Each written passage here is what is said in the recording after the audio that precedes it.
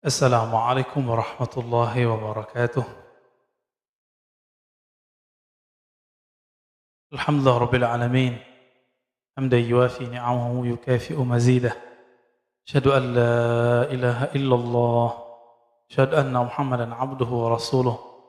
اللهم صل وسلم وبارك على سيدنا محمد سيد الأولين والآخرين سيد الكونين وعلى آله وأصحابه ولبيته وذريته أجمعين وبعد. اللهم بك أسبحنا وبك أمسينا وبك نحيا وبك نموت وإليك النشور. اللهم إنا نسألك خير هذا اليوم وخير ما فيه وخير ما بعده، ونعوذ بك من شر هذا اليوم وشر ما فيه وشر ما بعده. بسم الله الذي لا يضر مع اسمه شيء في الأرض ولا في السماء السميع العليم. بسم الله الذي لا يضر مع اسمه شيء في الأرض ولا في السماء السميع العليم. بسم الله الذي لا يضر مع اسمه شيء في الأرض ولا في السماء السميع العليم. Baik Bapak Ibu Saudara yang makan Allah, kita masuk ke kajian hikam. Hikmah yang akan kita baca pada pagi ini mengenai kriteria guru rohani. Dalam bahasa ahli zikir disebut mursyid atau disebut murabbi. Ya, kalau bahasa kita kiai rohani. Kiai banyak. Tapi yang membimbing kita siapa? Ini yang disebut murabbi ya, atau mursyid. Sebelumnya mari kita mulai kajian ini dengan keberkahan surah Al-Fatihah. Semoga Allah membuka hati ini, pikiran ini, dan kebaikan-kebaikan di bumi ini. Al-Fatihah. A'udzubillahi minasyaitonir rajim. Bismillahirrahmanirrahim.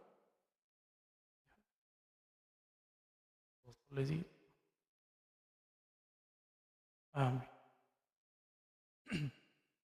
Apa kata Imam Athaillah As-Sakandari? La tashab man la yunhiduka haluhu wa la yadulluka 'ala Allahi maqaluhu. Engkau tidaklah perlu berguru atau janganlah engkau berguru, bersuhbah. Jadi dalam bahasa Arab berguru itu disebut dengan istilah suhbah. Sohbah itu artinya kita bersahabat karib, dekat dengan seseorang yang mana kalau dia berbuat sesuatu, perbuatannya itu memberi efek ke dalam diri kita. Disebut dengan sohbah. Apa kata beliau? Jangan engkau bersohbah, bersahabat dengan orang yang halnya, keadaannya dia tidak yunhiduka, tidak menumbuhkan nahdah. Apa arti nahdah? Kebangkitan rohani.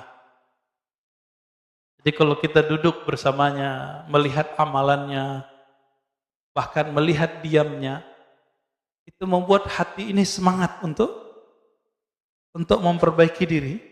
Nah berarti sudah mulai ketemu nih gurunya siapa. Jadi ketemu dia, kita kemudian sibuk dengan memikirkan bagaimana membersihkan diri. Bukan untuk menjudge orang lain. Nah ini coba hati-hati. Kalau ketemu guru, ketemu dia, bikin kita ingin mencari pisau, mencari senjata untuk nyalahin teman. Itu bukan guru antum yang hakiki. Ya, itu setan berbaju ustadz. Mohon maaf ya. Jadi setan itu bajunya banyak Pak. Pada waktu menggoda Sayyidina Adam, itu setan mengatakan inni laka nasihun amin. Aku ini wahai Adam, nasih, pemberi nasihat, guru, kira-kira begitu. Guru yang amin, yang terpercaya. Kenapa Nabi Adam kemudian terpedaya? Karena Nabi Adam tahu iblis itu sudah ribuan tahun menjaga surga. Maka nasihun amin itu kalimat pendek, maknanya, hei Adam, saya ini sudah ribuan tahun di surga.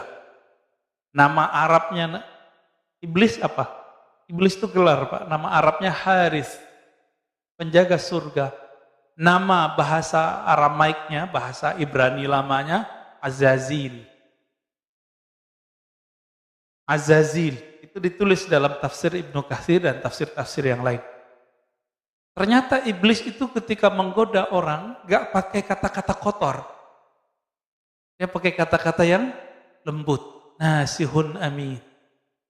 Jadi gak ada iblis ngomong kasar, gak ada. Iblis pasti ngomongnya lembut. Pakai ayat, dalil. Hati Pak. Ya. Pakai ayat, pakai dalil. Sangat terbayang saat itu.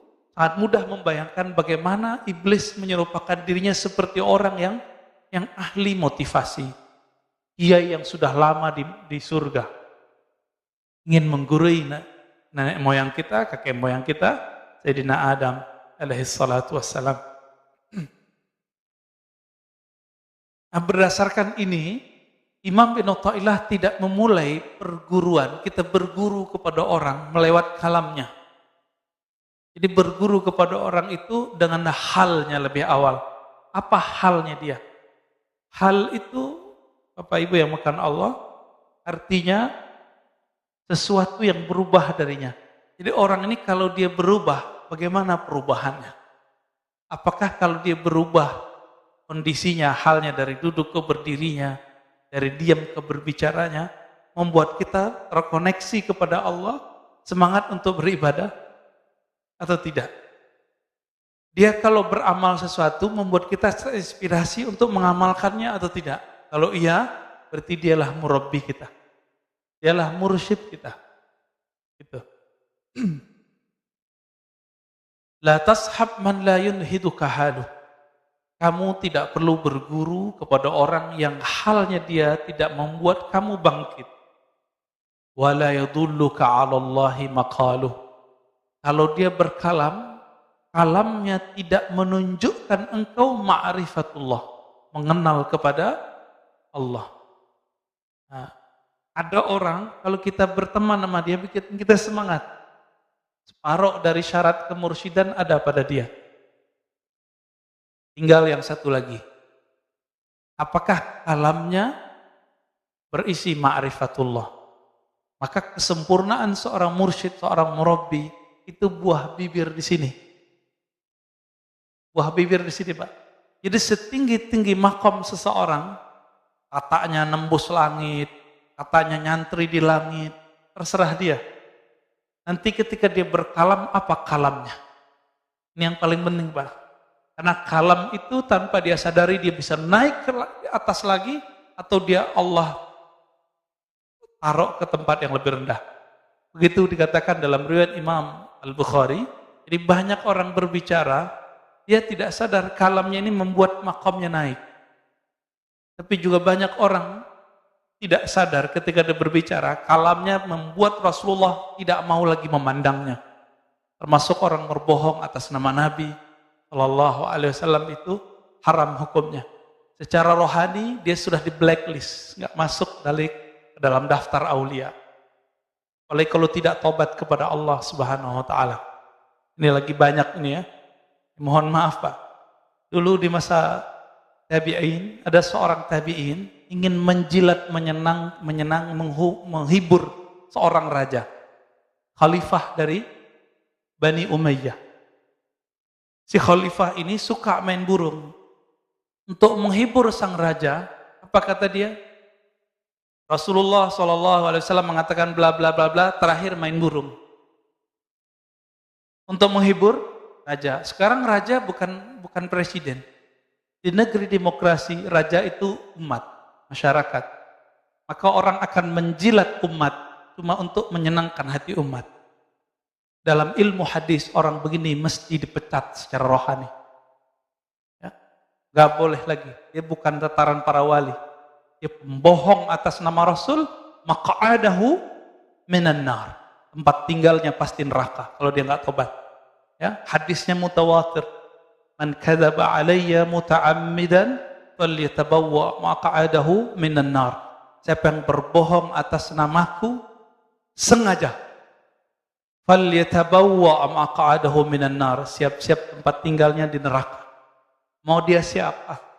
Mau dia terkenal, mau dia nggak terkenal, mau kiai, mau hafiz, sama. Tolong berhati-hati dalam berguru.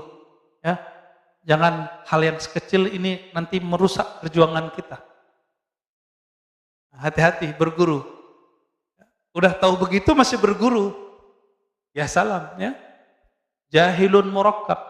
Jahil terstruktur, Pak. Murakkab artinya apa? Gak sadar kalau dia itu jahil. Akhirnya khalifah ini ngusir orang ini. Kenapa? Dia kira khalifah gak ngerti hadis. Khalifah di Bani Umayyah sebelum jadi khalifah nyantri dulu. Dengar ahli hadis dulu dia. Baik. Wala yadulluka 'ala Allahi maqalu. Mursyid itu 50%-nya ada di kalamnya. Apa buah bibirnya? Maka mursyid yang mengarahkan kita kepada Allah, pasti buah bibirnya Allah Rasul, Allah Muhammad, Ahmad Muhammad. Udah gitu aja Pak buah bibirnya. Jarang dia berbicara selain itu kecuali lagi bercanda.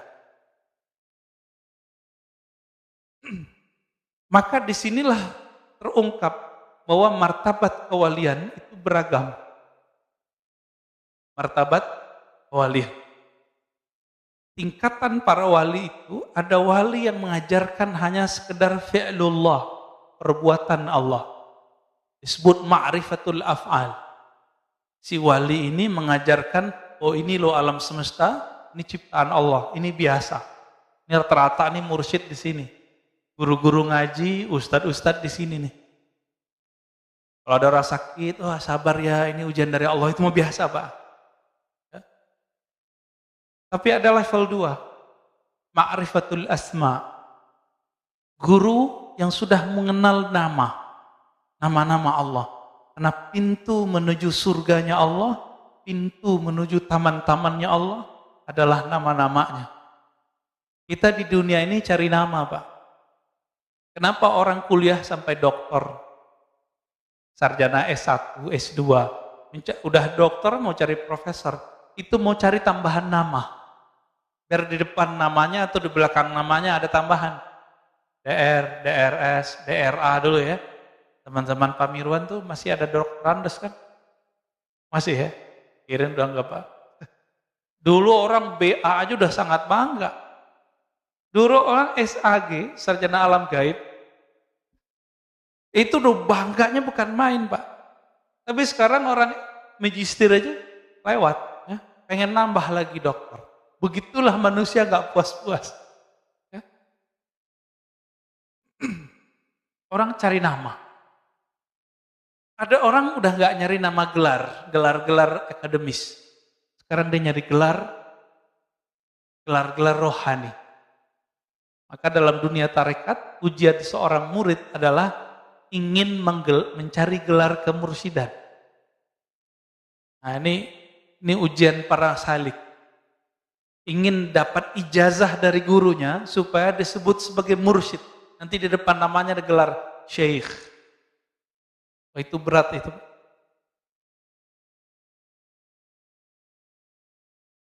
Jadi mencari nama itu betul-betul hobi kita. Kita cari nama. Mulai dari gelar. Enggak cukup di situ, di masyarakat orang mau cari gelar. Pak RT, Pak RW, itu gelar juga. Kiai. Nah, kiai ini kan terbagi 2. Ada kiai yang diberikan oleh guru, ada kiai yang diberikan oleh jamaah. Mana yang lebih tinggi Pak? Jamaah apa guru? Yang ngerti ilmu itu jamaah apa guru? Jadi, kalau antum ini jadi ustadz, ditinggalin jamaah gak usah sedih. Tapi kalau ditinggalin sama guru, kita bisa sedih Pak. Paham di situ? Kita ini beda sama jamaah nggak apa-apa, tapi jangan beda sama guru kita. Inilah perbedaan orang bersanad dengan tidak bersanad. Dia tidak takut dengan jamaahnya, dia takut kalau ketemu gurunya dia salah fatwa. Hari ini kita saksikan orang takut sama jamaahnya, orang takut sama umatnya, akhirnya ngibulin umat, berfatwa yang menyenangkan umat. Bukan berfatwa yang kemudian membuat guru-gurunya ridho. Kalau guru kita ridho, Rasulullah pun ridho. Kalau Rasulullah ridho, pasti Allah pun ridho. Ini yang saya sebut tadi. Jika dulu orang menjilat kepada raja-raja, karena dulu monarki di zaman Bani Umayyah. Sekarang raja itu rakyat, umat. Maka orang sekarang kan menjilat kepada umat, mencari popularitas. Takut ratingnya jatuh. Takut nggak dipanggil ustadz lagi. Takut nggak ngajar lagi. Maka dia berbohong atas nama Rasul, berbohong atas nama Allah Subhanahu wa taala. Naudzubillah min dzalik. Jadi hati-hati cari guru, jangan merusak rohani kita cuma karena kita berguru kepada orang seperti ini. Bapak Ibu makan Allah. Satu kali Nabi SAW ditanya mengenai man khairun nas.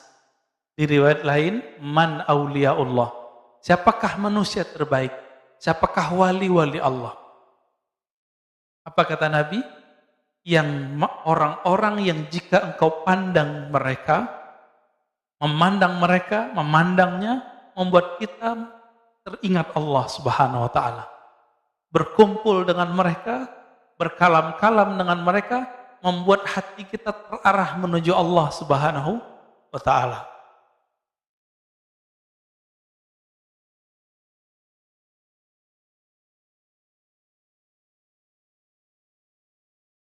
Maka dikatakan dalam kitab ini, ya, Imam Az-Zarruq, Imam Ibnu Ajibah.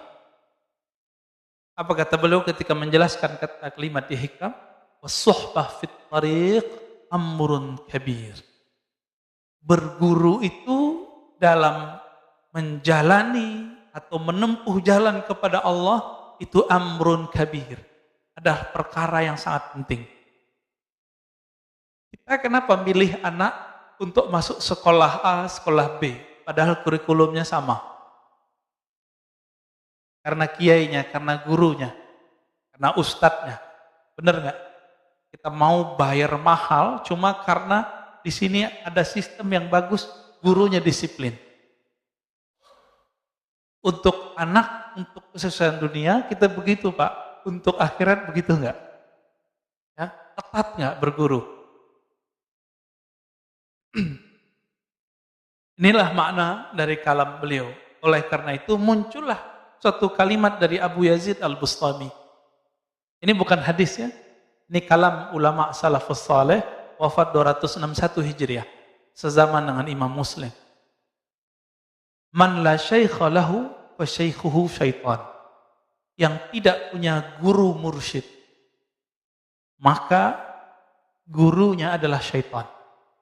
Nanti was-wasnya yang main. Itulah yang terjadi pada orang-orang baik dia orang-orang spiritualis ataupun pergerakan. Ya. Kita udah punya pergerakan nih harakah, tapi nggak punya murabbi rohani. Punya murabbi, tapi murabbinya pun tidak punya murabbi. Nggak nyambung kepada Rasulullah SAW. Apa yang terjadi? Ya siap-siap saja. Was-was yang muncul adalah was-was syaitan. Dikira itu dari Allah. Dikira dari Nabi, padahal dari syaitan. Kita sudah membahas di kitab Ar-Risalah Al-Qushairiyah. Setiap hari ada khatir, ada lintasan masuk ke dalam diri. Ada berapa banyak lintasan masuk ke dalam diri kita? Nah, ini belum saya sebutkan di Risalah Qushairiyah. Ya. Dalam kitab Imam Al-Qattani disebutkan dalam kitabnya Khabi'atul Qaun. Jadi perbendaharaan alam. Setiap hari ada lintasan masuk ke dalam kalbu kita sebanyak 70.000. Lewat aja. Kadang masuk dengan sebab nonton TV, dengerin pengajian, melihat tetangga, melihat ada orang tengkar, melihat ada orang yang mesra, melihat ada orang maksiat, melihat ada orang taat, itu muncul 70.000. Sedangkan jam kita cuma 24 jam. Tinggal dihitung Pak, berapa detik itu. 70.000 masuk setiap hari. Kalau itu tidak dibarengi dengan cahaya kalbu, maka lintasan ini belum tentu dari Allah. Jika lintasan itu dari Allah, ciri-cirinya bertambah ma'rifatnya kepada Allah. Dia mengenal Allah lebih banyak. Nomor 2, jika itu berisi perintah kebaikan, maka dia dari malaikat. Jika itu bersumber dari diri kita, biasanya tumbuh syahwat. Jika bersumber dari syaitan, dari iblis, maka yang terjadi apa? Bertambah syak dan was-was. Bertambah sombong. Ini tadi saya cerita tentang Nabi Adam. Nabi Adam yang goda siapa? Bukan setan Pak, langsung engkongnya. Siapa? Iblis, namanya siapa tadi? Azazil. Bahasa Arabnya Harith. Tolong diingat. Syaitan ini setiap hari ngirim tentaranya sekitar 70.000 kepada orang-orang. Ini disebut bayangan-bayangannya atau tentara-tentaranya. Di Quran disebut junud. Tentara Allah, tentara syaitan. Ada 2. Jadi si Azazil ini, Bapak harus tahu, Azazil ini dulu bertirakat di surga. Sampai dia dekat kepada Allah dan memandang Allah berkalam-kalam dengan Allah. Maka si iblis punya ma'rifatullah. Hati-hati. Si iblis punya ilmu ma'rifat, Pak. Iblis ini punya ilmu bagaimana cara menceritakan tentang Allah. Si iblis ini kemudian mempunyai 70.000 prajurit ring 1. Ini ring 1 kita sebut nih. 70.000. Ini ring 1 ini Bapak Ibu yang melakukan Allah, jika Azazil tugasnya menggoda para nabi, maka ring 1 ini tugasnya apa ya? Menggoda para wali. Jadi wali-wali Allah itu dikirimin kepada mereka kalam-kalam yang dulu didapat oleh Azazil waktu dia bertirakat di surga. Hati-hati Pak. Ya. Jadi tidak semua kalam-kalam rohani yang didapat oleh seseorang, meskipun itu tentang Allah, itu semuanya dari Allah.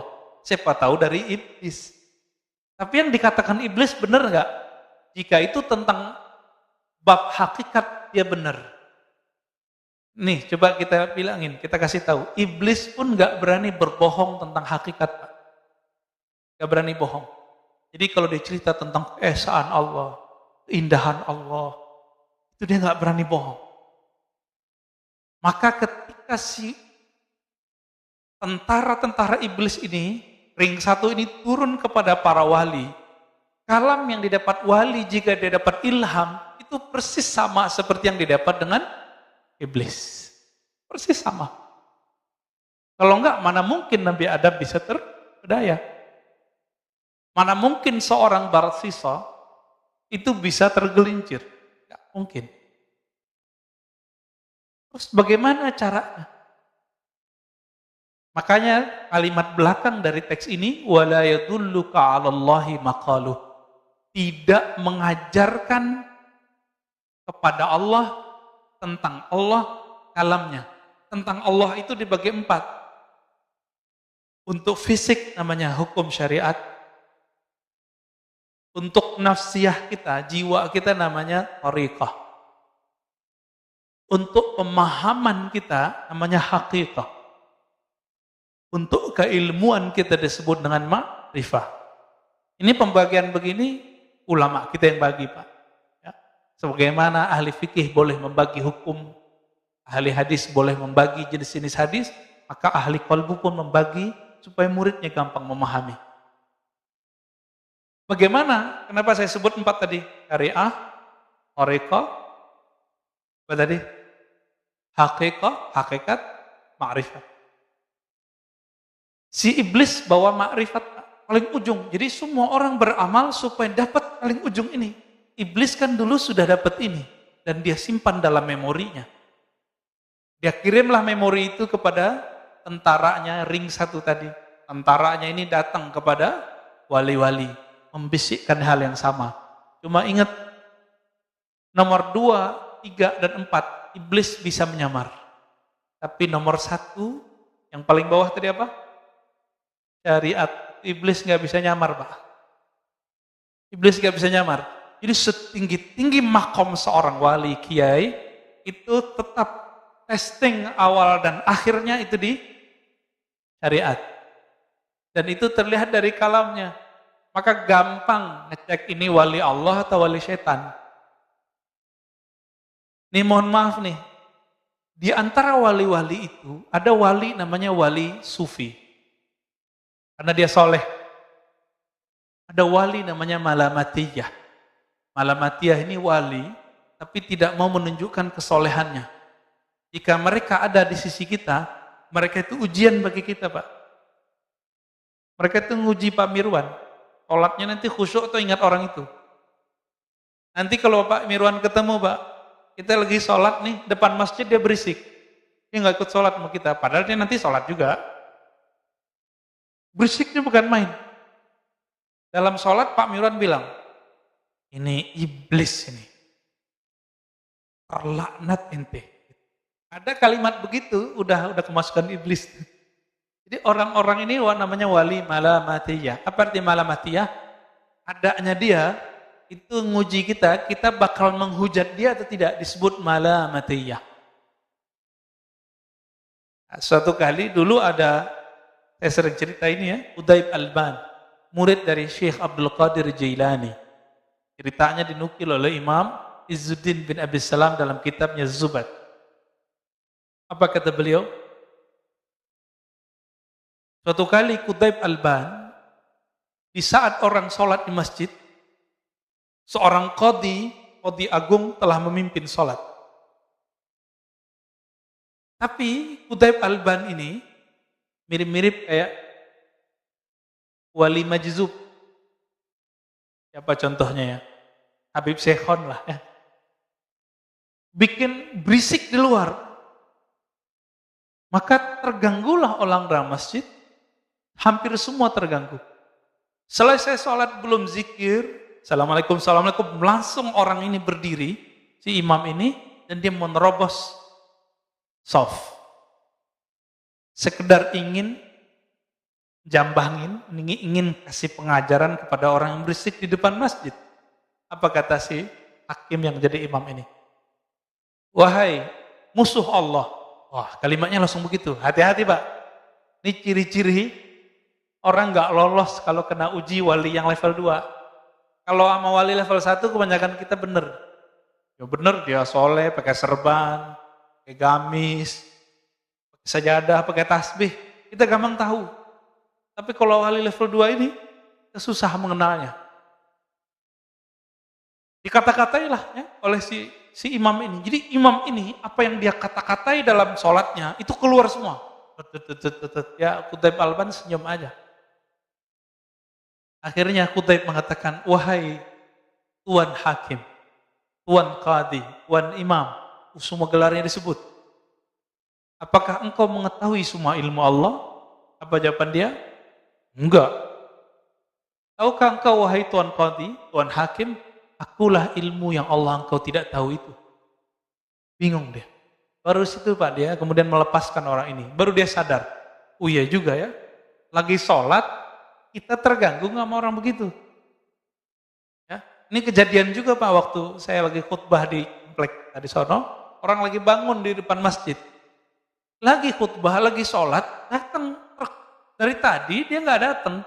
Pas kita lagi sholat, dia turunin tuh pasir. Orang nurunin pasir berisik nggak Pak? Masjidnya belum ditutup seperti ini, masih kebuka separuh. Berisiknya bukan main. Saya jadi imam.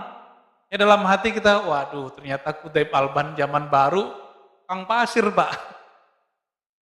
Habis sholat, itu muazinnya ngutuk-ngutuk. Siapa tuh orang terlaknat yang ganggu kita sholat?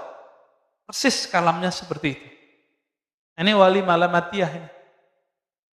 Dia datang nguji kita.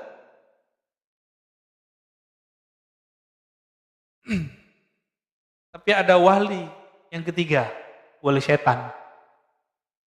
Ya, wali setan hati-hati Pak. Alamnya ma'rifat.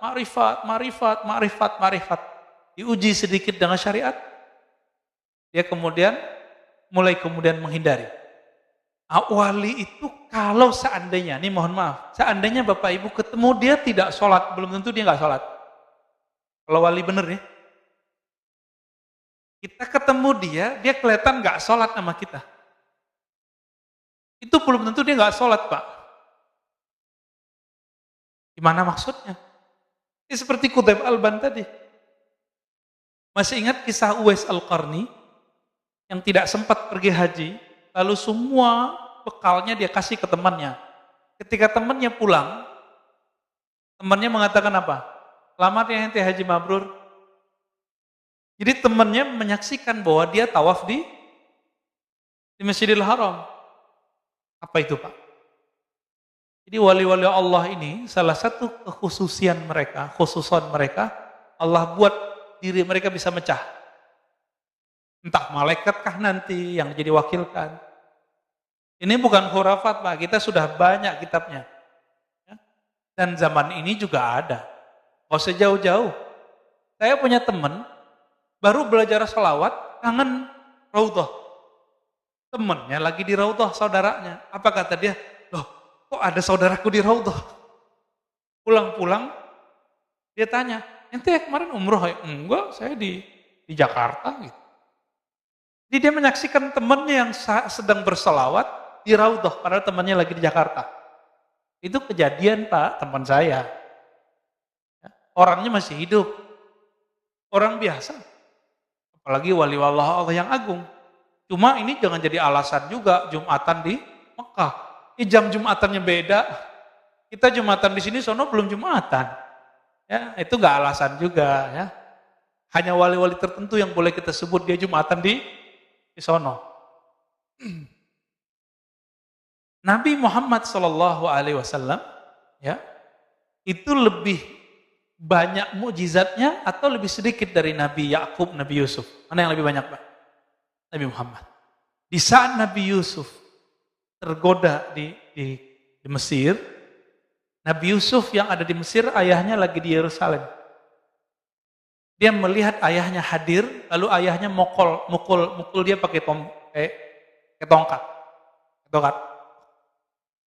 Bapaknya di kampungnya, dia lagi di Mesir, udah puluhan tahun gak ketemu. Mau dipukul, rasa sama dia, padahal jaraknya jauh. Nah, ini ada, nanti silakan cari tafsir surah Nabi Yusuf di tafsir Ibnu Katsir. Ya, nanti ketemu. Bapak Ibu yang makan Allah, jadi wali-wali syaitan ini ngecek cuma satu, syariat. Dia nggak sholat nih, tapi dia mengingkari sholatnya. Jadi wali palsu itu mulai muncul kalam di lisannya. Perlu tuh sholat, berarti dia wali syaitan. Inilah hebatnya Imam Syafi'i. Apa kata Imam Syafi'i? Kalau ada orang tidak sholat, tapi tidak mengingkari kewajiban sholat, dia masih muslim. Saya baru paham, Pak, di situ. Beda sama muridnya. Imam Ahmad bin Hanbal, orang yang nggak sholat, dia kafir. Imam Syafi'i sudah melihat kenyataannya. Banyak orang yang tidak menunjukkan dirinya sholat, tapi dia tidak mengingkari sholat. Ya beberapa tahun berikut dia tobat, menjadi wali Allah, jadi kekasih Allah. Ini perlu kita ketahui juga. Allah memilih walinya di dunia atau semenjak alam azali, Pak. Al-Qadim, Allah Qadim. Lalu ada alam sebelum waktu. Alam sebelum waktu disebut dengan azali. Apa namanya? Azali. Jadi kalau ada kiai nyebut azal, itu dia maksudnya. Jadi belum ada pagi, sore, siang, belum ada kemarin, belum ada besok, belum ada sekarang. Itu azali. Alam azali, di alam azali ini Allah sudah hembuskan nafas. Maka muncullah cahaya. Dan Allah sudah tetapkan siapa yang jadi wali-walinya. Jadi walaupun ini di dunia ini orangnya sekarang maksiat, selama dia tidak mengingkari syariat dengan kalamnya, maka dia mungkin nanti bisa jadi wali Allah. Bapak masih ingat kisah Fudail bin Iyad? Itu perampok, Pak. Fudail bin Iyad itu perampok. Jadi dia kalau ada orang lewat, Ya mirip-mirip kayak apa tuh kalau sekarang tempat yang sepi terus ada yang jambret gitu ya. Mirip-mirip begitu. Ini Fudail. Tapi karena rohnya adalah bibit kewalian, ada satu saat membuat dia nanti di titik baliknya dia menjadi kekasih Allah Subhanahu wa taala. Junaid al-Baghdadi itu jadi kekasih Allah karena apa? Titik baliknya, rohaninya sudah jadi wali tapi dia belum sadar. Junaid ini kan pegulat. Dia pegulat. Jadi kalau gulat Pak Mirwan sekali sentil jatuh ya. Junaid. Jadi kalau sekarang jawara lah. Suatu kali untuk hal yang lebih besar, hadiahnya gede, dia berlawanan dengan seorang Habib zuriat Rasul. Apa kata zuriat ini udah tua? Junaid masih muda. Maka wali ini bisa jadi muda. Hei Junaid, ente tahu nggak siapa saya? Saya adalah zuriat Nabi. Saya banyak hutang. Saya banyak anak. Saya butuh fulus untuk bayar hutang dan memberi anak saya makan. Nanti kalau ente sayang sama Nabi, sayang sama zuriat Nabi, pura-pura kalah ya. Oh berat Pak. Mau dapat ribuan dinar, tapi dia harus ngalah.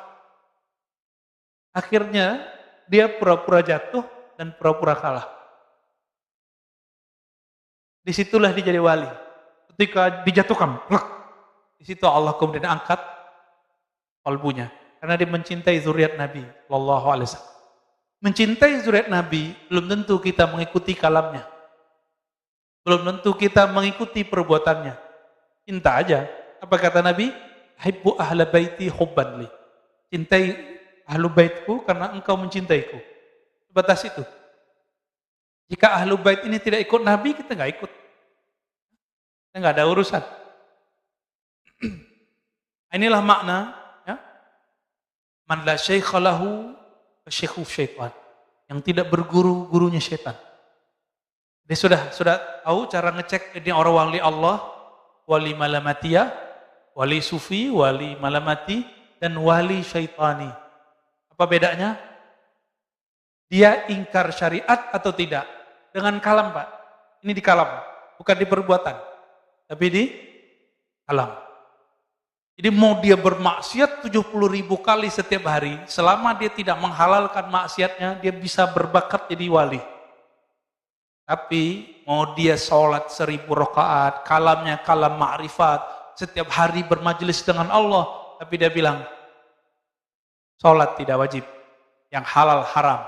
Udah Pak, itu wali setan. Dari mana kita tahu? Kita taunya dari kisah Syekh Abdul Qadir Jilani. Datang kepadanya setan berupa cahaya, setan yang ring satu tadi. Membawa ma'rifat iblis, ma'rifat iblisiyah.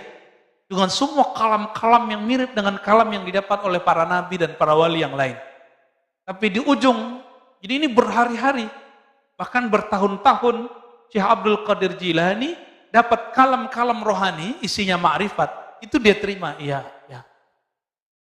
Ketika si yang punya kalam ini mengatakan, tahukah engkau wahai Abdul Qadir Jilani, semenjak detik ini, semua yang haram halal bagimu. Langsung Syekh Abdul Qadir Jilani senyum. Iblis nih. Iblis ring satu. Tapi Imam Junaid ditanya, mungkinkah seorang wali berselingkuh? Mungkinkah seorang wali bermaksiat? Mungkinkah seorang wali terjebak korupsi? Mungkin. Selama dia tidak menghalalkan itu. Selama dia tidak menghalalkan itu. Itulah rahasianya. Kenapa pembohong atas nama Rasul langsung tempatnya di neraka Pak? Karena di kalam. Di kalam ini penting sekali.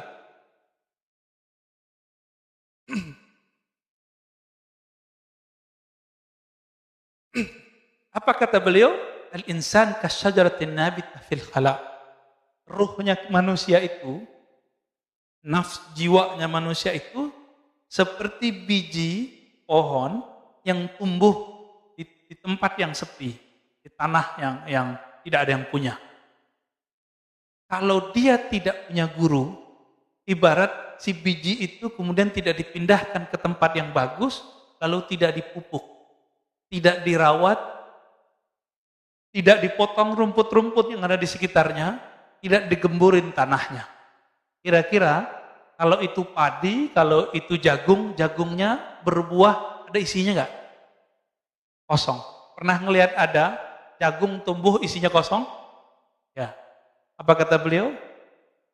Seorang murid jika tidak berguru seperti tadi jagung tadi, jika tidak dipindahkan sedari kecil ke tempat yang baik, lalu dikasih pupuk, ya dijaga segala macam, dijaga airnya, dijaga panasnya, maka dia akan tumbuh seperti tumbuhnya jagung, buahnya tidak berisi. Dia berzikir tapi hampa, dia sholat tapi tidak khusyuk, dia berilmu tapi tidak ada ma'rifat, dia berilmu tapi tidak ada adab, dia berilmu tapi tambah sombong. Ini dia ciri-ciri orang yang belajar sendiri. Sombong, ternyata buahnya kosong. Hati-hati Pak. Ada juga orang yang dirawat, tapi dipetik sebelum matang. Nah ini ada lagi nih kasusnya. Dia sudah dirawat, tapi nggak sabaran. Dia dipetik sebelum matang. Kalau pisang dipetik sebelum matang, gimana Pak? Kira-kira begitulah. Inilah yang terjadi. Cuma bisa disubstitusi. Dipotong-potong dan kasih garam lumayan enak juga. Ya, cuma segitu doang Pak. Nah inilah yang disebut talbisu iblis, garam-garam ini. Dia belum matang kok, dipaksain. Cuma kalau dia udah matang, ini tidak ada akhirnya. Nikmatnya bikin candu. Inilah orang yang berguru, kalau dapat zikir, zikirnya akan bikin lazah di sini. Ada kelazatan luar biasa dalam hati. Tapi lezat ini terserah Allah, kapan Allah mau kasih. Tapi sekali dikasih kelezatan, kita mau cari terus kelezatan itu. Itulah sebabnya kita mau antri di rumah makan yang enak. Kenapa? Kita nggak sabar. Ini lidah cuma sejempol Pak lidah kita, itu bisa memperbudak orang mau antri. Benar gak?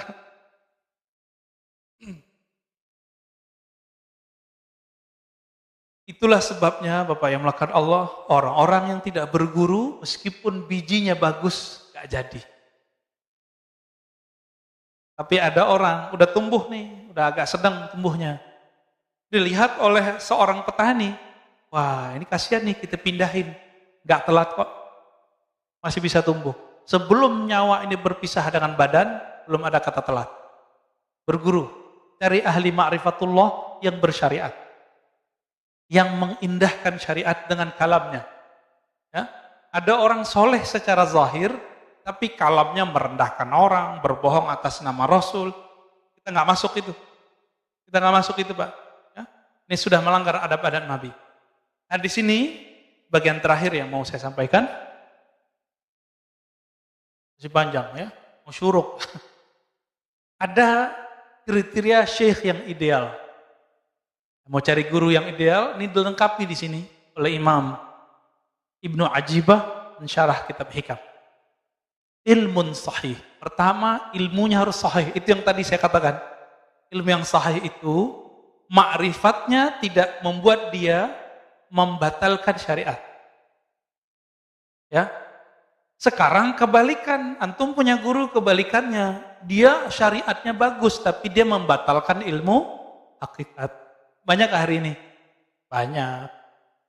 Mulai dari yang mengingkari ilmu tasawuf, ilmu ma'rifat, yang memusuhi mereka, yang menzindik-zindikan mereka, itu banyak. Sampai yang berbohong atas nama mereka, banyak. Itu sama semua tuh. Gimana Pak? Jangan-jangan kita berguru sama mereka nih. Ya? Ini syariatnya oke, jadi ilmu syariatnya bagus, tapi ilmu hakikat dia batalkan. Ciri-cirinya sederhana, dia ngomong, gak ada tuh ilmu hakikat, gak ada tuh tarekat, gak ada tuh. Tasawuf zindik. Ini kalau udah ngomong begini ya salam. Ya. Jadi berarti ilmunya belum sahih. Sebaliknya, ma'rifatnya tinggi, tapi dia mengingkari syariat, batal. Wa dzauqun sharih. Zauq yang sharih. Apa arti zauq? Perbedaan antara ahli qalbu dengan ahli fikih satu aja Pak.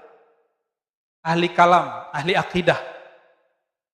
Ahli akidah, ahli tauhid itu sering bercerita tentang Allah beristawanya gimana, turunnya gimana, sifatnya berapa, sifatnya begini, sifatnya begitu, takwil boleh atau tidak, pembagian tauhid, namanya orang ahli tauhid, ahli di teori. Tapi orang ini kebanyakan tidak merasakan kehadiran zat yang dia ceritakan. Dicek aja sholatnya Pak, ini bisa ngomong Pak, sajanah ini bisa ngomong, tempat ini bisa ngomong. Apa kata Imam Yahya bin Mu'adz Ar-Razi, Imam Salafus Saleh? Ahli kolbu itu bisa mencium harum semerbaknya kolbu para wali. Jika dia setelah menciumnya, dia akan mengejarnya. Bekas-bekasnya terlihat. Sajadah ini bisa ngomong, siapa aja yang sholat di sini dia bisa ngomong. Kalau kolbu kita harum, kalau kolbu kita ada nur di situ. Dia bisa cek siapa aja yang sholat di situ. Kenapa? Tempat-tempat di bumi dia bermunajat kepada Allah. Ya Allah, tolong buatlah atau takdirkanlah orang yang menginjakku pagi ini orang yang berzikir kepadamu. Jadi jangan sembarangan Pak. Ini namanya apa nih Pak? Lantai ini. Batu apa namanya? Marmer. Batu marmer itu sebanyak ini batu marmer di dunia. Ada yang jadi istana, ada yang di rumah, ada yang jadi masjid. Itu enggak sembarangan Allah pilih. Itu si batu dulu pernah berdoa tuh. Karena batu itu ada spiritnya. Makanya Nabi ketika bersandar ke satu tiang, tiangnya menangis saat Nabi pindah ke mimbar. Kenapa? Di dalam tiang itu ada spirit yang Allah tiupkan juga di situ. Lalu Nabi ngomong, kamu pilih di surga. Kalau dia di surga, maka dia dikeluarkan spiritnya dari si kayu, dia dikembalikan ke spirit aslinya. Atau engkau tetap menjadi sandaran ke dunia.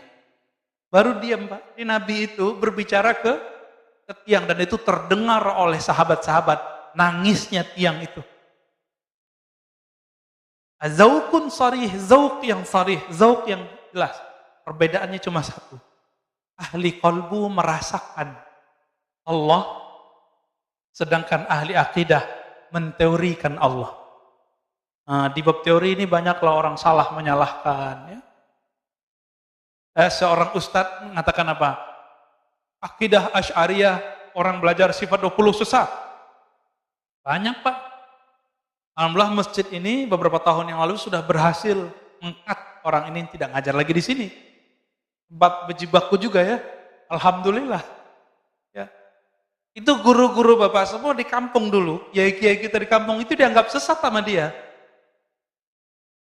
Dia minta ngaji di sini, tapi giliran pengajian kita dia nggak mau hadir. Ya kan?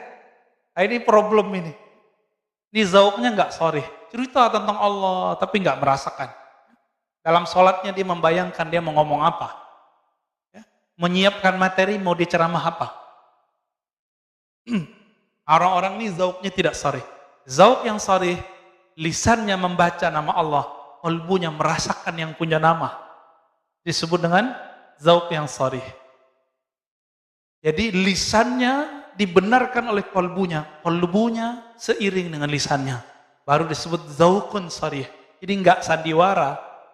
Ya banyak, saya udah ketemu banyak ahli zikir Pak, yang pura-pura nangis depan muridnya juga ada. Ya sebelum ketemu dia bahasa-bahasain dulu matanya. Kita lihat. Ya semenjak saat itu saya nggak mau lagi ikut kajian dia. Ya. Kita melihat kepalsuan-kepalsuan itu ada. Orang mengira ini kesalahan ahli zikir kalau tidak berguru atau berguru mentok ditinggalin gurunya. Dia kira puncak dari zikir nangis, enggak. Puncak dari zikir adalah ma'rifatul mazkur. Mengenal siapa yang dizikirkan. Itu puncak dari zikir.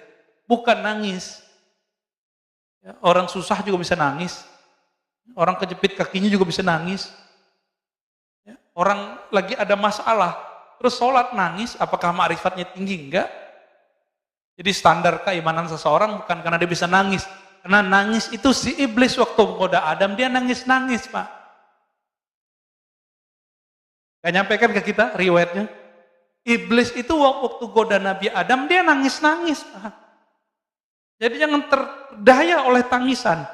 Wala yaghurrannakum billahil gharur. Orang bawa-bawa nama Allah, bawa nama Rasul untuk menyentuh kalbu. Tapi ternyata itu waswas syaitani.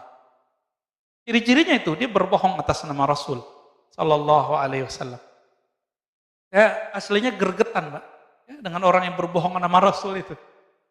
Cuma karena kita sudah dapat ilmu zikir, ilmu ma'rifat dari guru-guru kita, sudah kita nanggepinnya santai aja. Gak tega sebenarnya. Ya. Kalau ahli hadis yang asli, Kiai Ali Mustafa dulu, guru saya, itu ngisi di Selas TV nasional. Ada seorang ustadz membacakan hadis itu dhaif jiddan, sangat lemah. Tapi populer. Ramadan awalnya rahmat, ngahannya maghfirah, akhirnya itqu minan nar. Dibacakan oleh si ustadz ini, dia nggak sowan dulu sama kiai.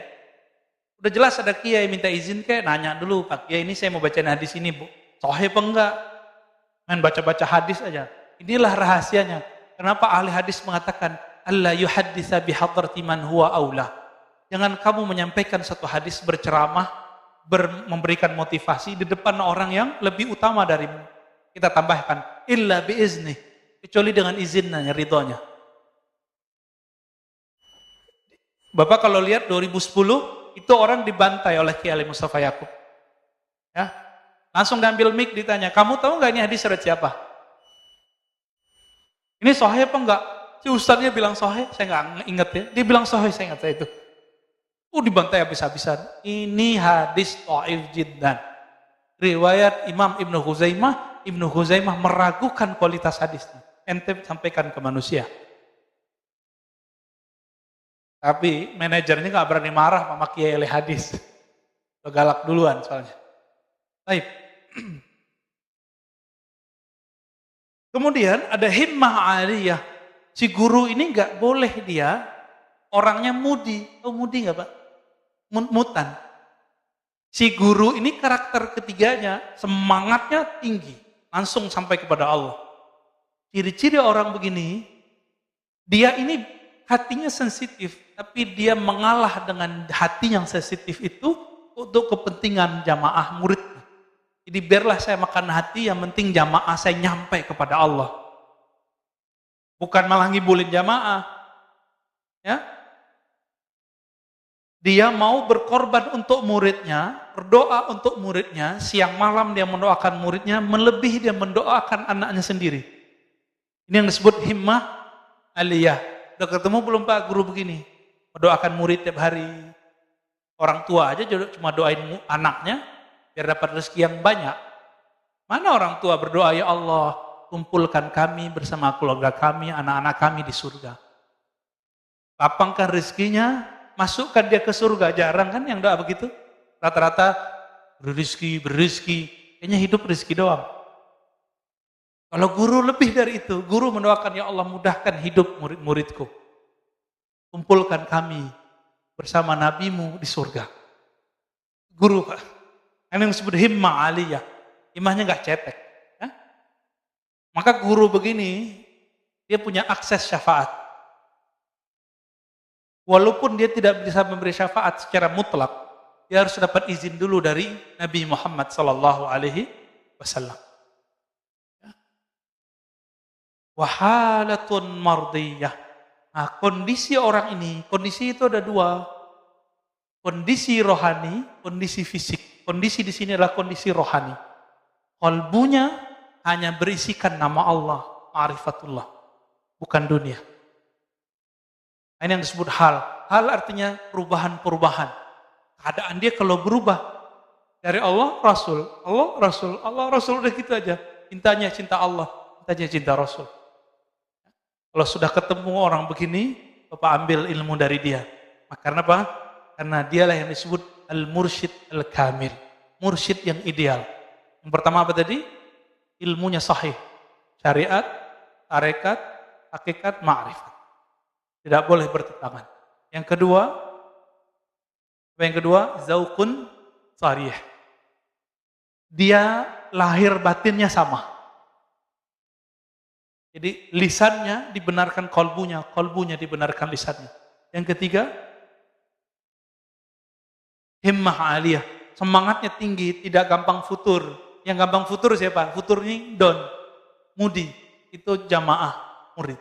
Tapi kalau guru nggak boleh futur, ya nggak boleh tersinggung dikit, kemudian nggak mau ngajar lagi, nggak. Ya. Yang keempat, Pak Mirwan senyum-senyum, kayaknya ada yang kena nih ya. Yang keempat, halnya mardiyah.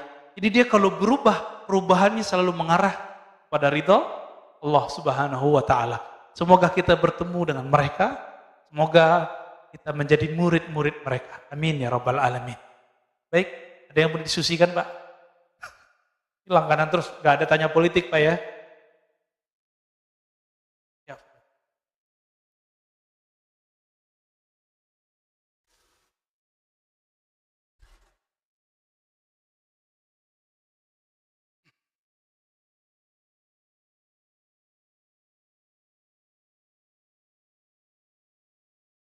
Langsung aja Pak Mirwan.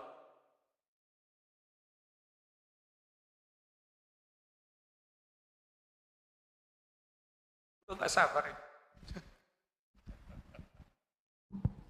Assalamualaikum warahmatullahi wabarakatuh. Waalaikumsalam warahmatullahi wabarakatuh. Pak Ustadz tadi katakan bahwa hadis yang mengatakan sepertiga waktu Ramadan tadi itu kan dhaif. Tolong ini disering-sering sampaikan, mau di masjid sini atau manapun, supaya jangan ini terulang terus. Setiap tahun begitu, ternyata dhaif. Kita baru tahu sekarang ini itu dhaif. Ya, supaya jangan dosa itu terus-terusan berjalan gitu, kira-kira mencegahnya. Insya Allah. Tuh. Yang kedua mengenai guru, ya. Kalau menurut saya dengan adanya perkembangan teknologi, orang sudah cenderung bukan seperti orang dulu lagi, taat kepada gurunya, tapi sudah mulai agak berpecah, ya terpecah karena banyak guru-guru lain yang di medsos. Nah ini pengaruh ini perlu juga dikasih. Yang ketiga mengenai ini tadi, kalau orang berbuat salah atau berzina dia, tapi dia tidak mengatakan berzina itu benar, tapi dia melakukan, ya.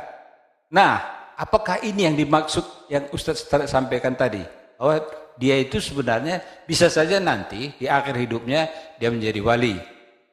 Kalau saya melihatnya begitu dia sudah melakukan, berarti salah dia, gitu kan? Biarpun dia tidak menyatakan itu salah secara lisan, tapi secara perbuatan dia sudah melakukan itu. Demikian. Assalamualaikum warahmatullahi wabarakatuh. Orang itu mengira jalan menuju Allah itu cuma lewat taat. Tapi Bapak coba, udah bertahun-tahun taat, sholat tahajud nangis nggak? Antum sholat tahajud, langsung nangis bisa nggak? Belum tentu, saya jamin belum tentu. Paling ngantuk-ngantuk. Tapi kalau orang yang taat ini, dia merasa taat. Akhirnya merasa suci, Pak. Jika Allah sayang sama dia, berarti dia kekasih Allah dong. Allah celupkan dia sesekali ke dalam zulumatil maksiyah, zulumatil zunub.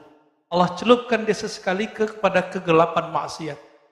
Ketika dia dicelupkan sekali, dia merasa dirinya kotor, lebih kotor dari semua pemaksiat di bumi.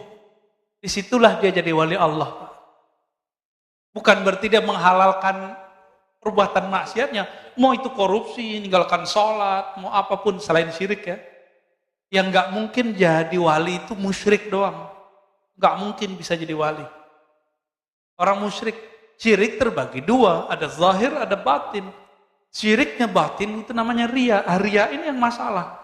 Riyanya jamaah ingin dilihat sholat. Riyanya ustadz lebih ganas, Pak. Riyanya ustadz ingin disebut ustadz istiqomah. Ingin disebut ustadz pendirian. Ingin disebut ustadz anti dan pro. Anti siapa, pro siapa, Bapak terjemahin sendiri. Ini sama, ini mainan semua, ini mainan iblis semua ini. Mau anti pemerintah, mau pro pemerintah. Mau anti fulan, mau pro fulan. Standar kawalian bukan dari situ, tapi dari kolbunya. Kita kan terjebak hari ini. Bagi kita, orang yang pro si anu, pro ini, berarti dia nggak wali. Orang yang anti ini wali. Bukan begitu cara ngecek kewalian. Gak ada di kitab begitu, Pak. Gak ada di Quran begitu. Gak ada dalam ilmu ma'rifatullah begitu. Gak ada. Justru Imam Al-Qushairi menukil ya, daftar orang-orang wali. Itu kan yang saya bacakan selama lebih dari setahun. Itu daftar wali-wali. Ternyata mereka punya masa lalu yang gelap. Imam Junaid.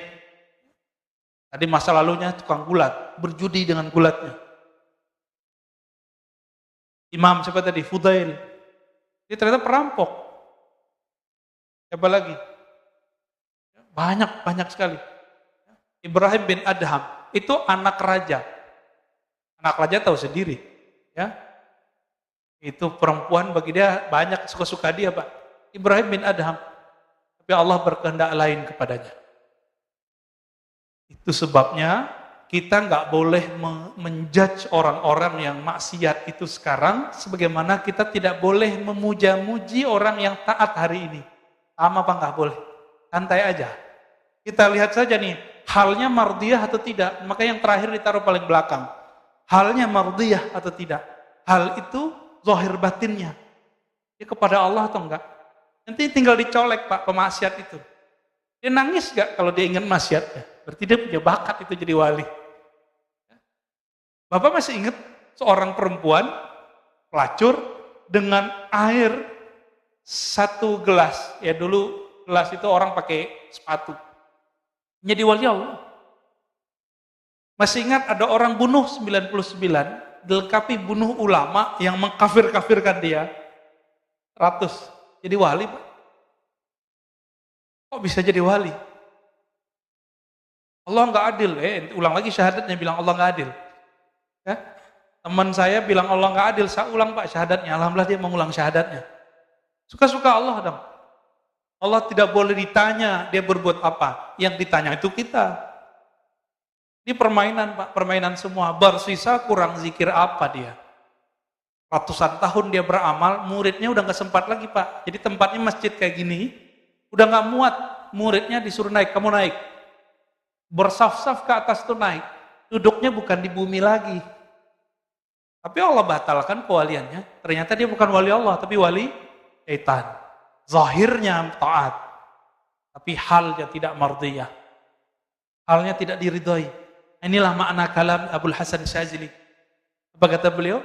Silakan diamalkan, Pak, doa ini pakai bahasa Indonesia. Kalau diterjemahkan ya, Allahumma ja'al sayyiati sayyiat man ahbabta. Ya Allah, jadikan aku jika berbuat salah, jika terjebak kepada maksiat. Jadikan aku orang yang salah dan bermaksiat, tapi engkau cinta kepadaku.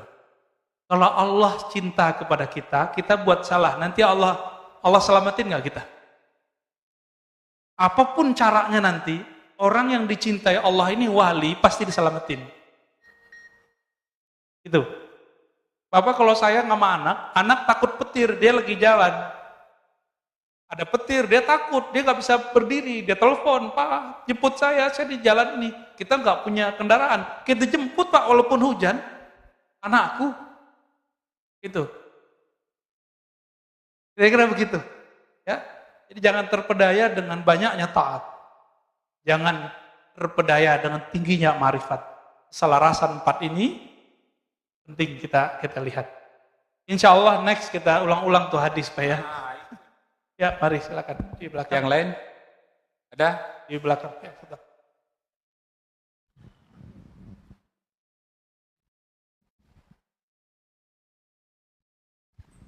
Assalamualaikum Pak Ustadz. Waalaikumsalam warahmatullahi. Ini saya lihat di medsos, Bapak ada komen mengenai suatu kitab. Guru dan kitab itu satu paket, Pak. Bapak mengkhawatirkan, apa betul nih? Saya nggak tahu hoax apa enggak ya Bapak. Tapi Bapak ya, saya lihat di medsos itu, Bapak mengkhawatirkan ada satu buku, ada satu kitab, saya lupa namanya, yang katanya ini bahaya untuk generasi-generasi mendatang kita. Betul Pak? Apa ya? Saya ngajar banyak Pak, sebutin aja. Dari medsos itu saya lihat Bapak punya nama, makanya saya ingin suatu komen dari Bapak mengenai ini. Karena Waduh, saya ngajar kayaknya kitab hampir di semua tempat. guru dan kitab itu kan satu Pak ya. Jadi kalau diajarin sama guru dengan kitab yang Bapak bilang itu berbahaya untuk generasi yang akan datang kalau diajarin. Saya lihat di medsos itu Pak. Saya lupa, saya nggak bawa HP-nya, kalau nggak saya kasih lihat itu. Nah, nanti kalau sudah bawa aja Pak ya. Iya. Kasih tahu saya. Ya itu. Baik. Kasih. Enggak, kalau komentar guru dan kitab satu kesatuan belum tentu Pak. Kitab ini ditulis oleh manusia. Benar nggak? Bisa salah nggak? Bisa. Nah, itu udah jawaban. Ya. Tapi kalau Al-Quran bisa salah nggak? Penafsiran terhadap Al-Quran bisa salah nggak? Bisa. Hadis benar? Belum tentu. Ada hadis sahih, ada hadis dhaif. Tadi hadis tapi dhaif. Sama mimpi, kata Nabi, juz'un min arba'a wa sittina nubuwah. Ya. Sitta wa arba'ina nubuwah. Mimpi itu 46 ada cabang-cabang kenabian. Itu salah satu ciri-cirinya adalah mimpi yang baik. Mimpi yang baik. Nah, kalau orang bohong atas sama mimpi, dia bohong atas sama Nabi. Hati. Ya, Allah. Ada pertanyaan dari YouTube. Assalamualaikum warahmatullahi wabarakatuh. Apa yang mesti dilakukan kalau sempat dalam hati kita merendahkan orang yang tampak tidak lebih soleh dari kita? Yang pertama. Ya. Yang kedua, Assalamualaikum, mohon bertanya, apakah untuk mendekatkan diri dengan Tuhan dan melembutkan kolbu, kita harus belajar tasawuf? Dan apakah semua orang bisa mempelajari itu? Terima kasih. Wassalamualaikum warahmatullahi wabarakatuh. Assalamualaikum warahmatullahi wabarakatuh.